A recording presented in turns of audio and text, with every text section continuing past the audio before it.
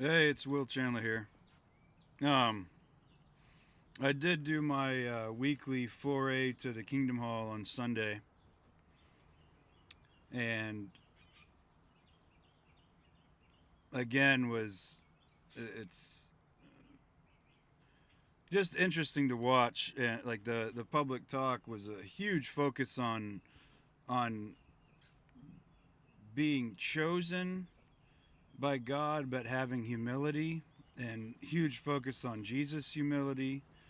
Um, but it was also very much an us versus them. Like God chose only Jehovah's Witnesses. Like He drew you, and so there's no, it's just there.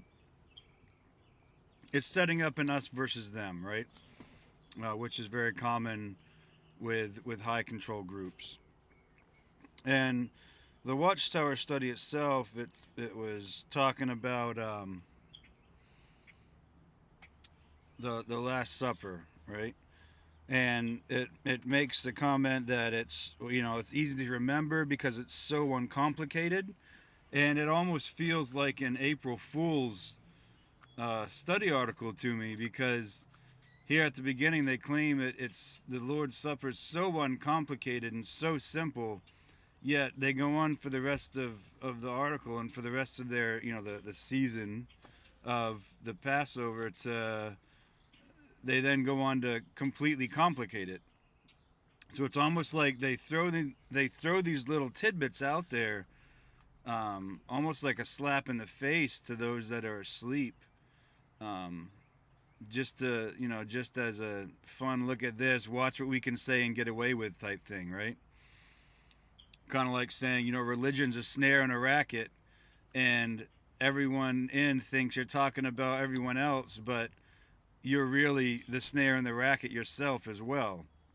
So it's like little things like that where you can see it riddled throughout the publications of Jehovah's Witnesses, that there's all these little hints that they just don't see because they're asleep. And then you go into like Matthew 7:28-29. They use that as an example to say that Jesus was known for teaching in a very simple, clear, and easy to understand manner. Um, well, when you read that scripture, and this is like around paragraph 2, I guess, in the Watchtower, what it is pointing to me, what my understanding of that scripture is, that Jesus was talking as someone with authority. He was talking as a subject matter expert.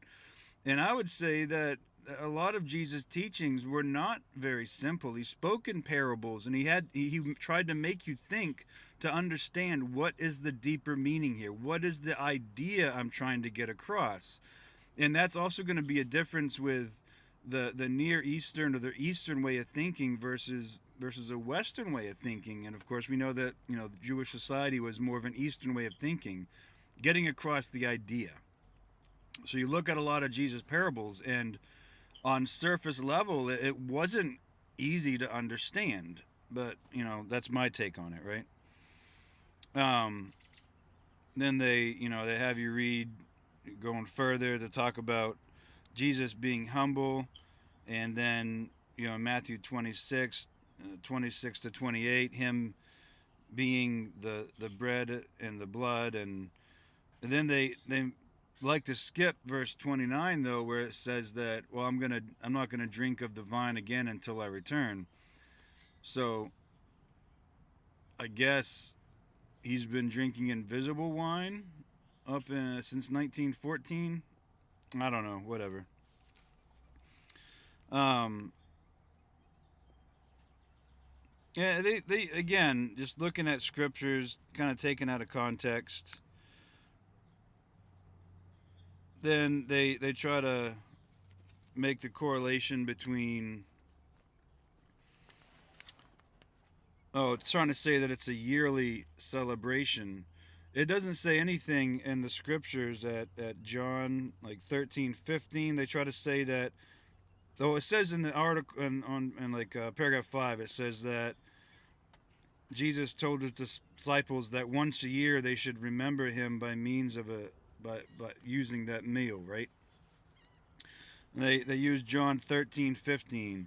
Well, that's the example where Jesus is washing his disciples' feet, and it goes into it. There's nothing there about a yearly celebration, or when he says, "Do this in remembrance of me." Do this to remember what's happened here.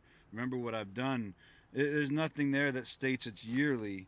Um, Again, in 1 Corinthians 11, uh, you know, 23 to 25. Again, there's nothing. It just says to do this in remembrance, and they try to say that as applying yearly, but again, it was he saying yearly, or was he saying when you're breaking bread together and sharing wine together in fellowship, remember me? Let this be a reminder of your faith, of why you feel the way you do, why you believe the way you do. And they also have you read Philippians 2:5-8, um, where talking about Jesus being humble because he did not deign that to grasp equality with God. And the interesting thing about that is they seem to not mention that Jesus emptied himself. Jesus did it. The Father didn't empty him. Jesus emptied himself to point and became a man, right? So again, he had the power to do this. Just like when he says, I will, destroy this temple and in 3 days I will raise it up. Did he say the Father was going to raise it up? Or was he going to raise up the temple? Did he say the Father emptied him? Or did he say he emptied himself? Right? There's food for thought, right? And then they say, they use Philippians that there's no greater love than to lay down your life for another. And, again, I'm not going to argue that is. But I also would say that doesn't mean death. That means to put someone else's life ahead of your own. To say someone else, say your brother or your sister's life is more important than your life. Their needs, anyway. Then you go to the John 14:25-31. I note that it says that the Holy Spirit will be sent in Jesus' name. In the name of Jesus, the Holy Spirit sent. Little things in a lot of these scriptures, if you think critically on it, just don't help the Jehovah's Witness theology. But again, you have to use critical thinking. You have to look at what it means, what it's talking about. You can't just take their interpretation and go with it. And this is why we're supposed to test all things, right? Talks about Jesus being courageous. There's a focus on the humility of the Jesus and Jesus not seeing himself as important. I think Jesus understood how important he was. Otherwise, he wouldn't, when he asked the Father in the Garden of Gethsemane, is there any way for this cup to pass from me? He understood the importance of what he was going to do. And he wanted out if he could, like anyone would, right? But because he knew the importance of what was happening, he decided to carry through with it, So he understood his importance. Then go to paragraph 8, we're talking about 1 Corinthians 10:16 and 17. And again, it's just talking about one bread, one body, all partake of the one bread. And so again, they're using scriptures that they would say only apply to New Covenant, but they're trying to make them apply to everyone. Well, because I would agree that the scriptures would apply to everyone.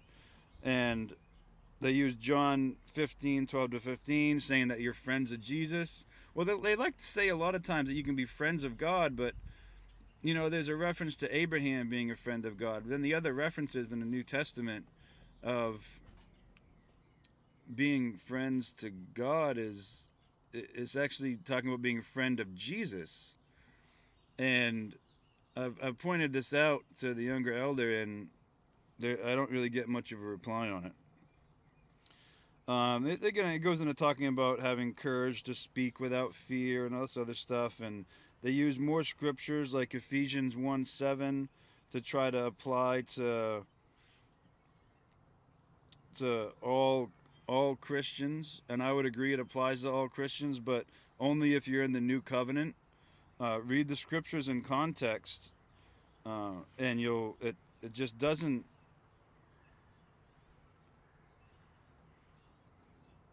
It doesn't, it doesn't add up. You go to paragraph 9. It talks about with like Acts 14:3, where it says to publicly speak boldly and to counteract the lies against them. Right? JWs don't do this. They don't publicly speak boldly. They don't publicly speak boldly ever anymore. They just stop talking and they shun you if you disagree with them. They just stand there at their carts and say go to a website. All you need is you don't have to even be standing there then. You could just put up some billboards and your preaching work is done. But again, that's not what the Bible calls us to do. And we go through again all these scriptures being quoted. It's talking about new covenant, and then you go to Hebrews. It's talking about Hebrews is new covenant. You go to Luke 22:19 and 20. It's talking about we must partake. It doesn't have anything in there about watching it happen. It doesn't say anything in there about passing the bread and the wine and refusing the emblems. It's all talking about partaking. Go all the way through it. All these scriptures are new covenant scriptures that they're trying to use and somehow say they don't apply to most of Jehovah's Witnesses. But they're using them as proof, saying they do apply to Jehovah's Witnesses. And so again, they're complicating it. At the first paragraph, they said, oh, the meal is so simple and uncomplicated, yet all they do is complicate it. And then in the second to last paragraph, paragraph 18 for this last Sunday,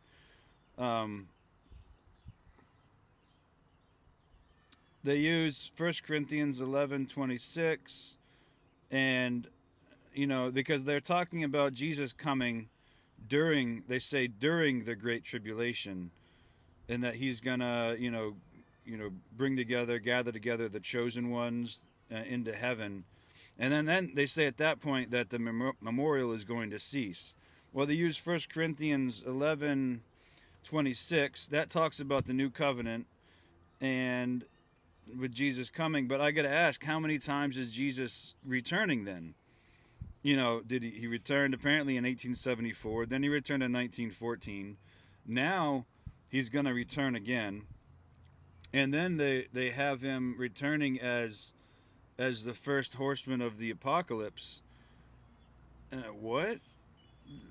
It just, I don't even know.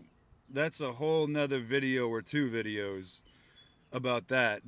That's a rabbit trail. I don't have the time to go down right now. And then we go look at, they use Matthew 24:31 as trying to use that as a proof to claim that Jesus in this paragraph it says, when he comes during the Great Tribulation, and that's their claim in quoting Matthew 24:31. The problem is, read it in context.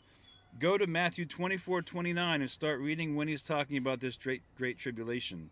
It says after the tribulation. So in Matthew 24:31, it says that after the tribulation, Jesus will gather his elect from the four winds, right? So again, they don't use the scripture in context, and they claim it says something it doesn't. Go read Matthew 24:29 through 31. And you'll see it directly refutes what this watchtower is trying to say.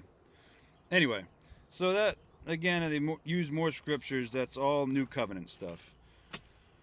I got to go grab my kids in a second. I did want to say that the younger elder has decided to keep talking with me and studying with me. He asked me something yesterday, 2 days ago maybe. Like, he did say, oh, it was nice to see you at the meeting. And I've been a little bit standoffish with him, not getting into much, just seeing what he's going to do, And I did sit with him on Sunday because he asked me to, so I did. And then I think it was yesterday. He asked, if I wanted to get together and study, and I told him, well, my impression was that our study was under suspension. I didn't think you wanted to study with me, and he liked that wording. Anyway, so we talked for a few minutes, and apparently he's decided that my study is still on. And I told him I told my older sister, who's a Jehovah's Witness, about some of the situation with some of the rumors and whatnot. And I told him I noticed that when you've been through a lot in life, your sense of humor is much different from the norm in society. And so when he actually called me to talk, by the time he got to the point of calling me versus texting me to talk about some of these lies that were being spread, I was chuckling, I was laughing when I answered the phone. And I told him, it's funny that my older sister was laughing on the phone with me by that point that I told her that I was laughing when he called me. And so I said, I think it's good that a large segment of society hasn't gone through some of the abuse I have, but at the same time, someone like yourself that's lived in a bubble you're not going to understand some of my humor. And he said, yeah, he said some of your reactions do border on insane to me. And he did say no offense meant by that. And I told him none taken. But I can also understand where I've seen it enough in life that I get that my sense of humor is going to make some people think I'm a little bit off sometimes. But, welcome to life. Welcome to perspective, right? So I do ask you guys to be thinking of me. If you pray for me. I'll be heading out either super late tonight or early morning to go spend some time with my sisters, and I will end up seeing my mother some on this trip. And but I'll be going to see my older sister and my nieces, who are all in the religion still. So I'll see them tomorrow sometime, and I'll spend a couple days with them before going on to see my younger sister. And anyway, so send some strength and some love and some patience my way, and the ability to have some grace for people I love. Not saying I'm gonna get mad at them, but we could all use all the help we can get, right? But anyway, I really got to go get the kids from the school here. So you guys have a good one. This is Guardian Fury. Later.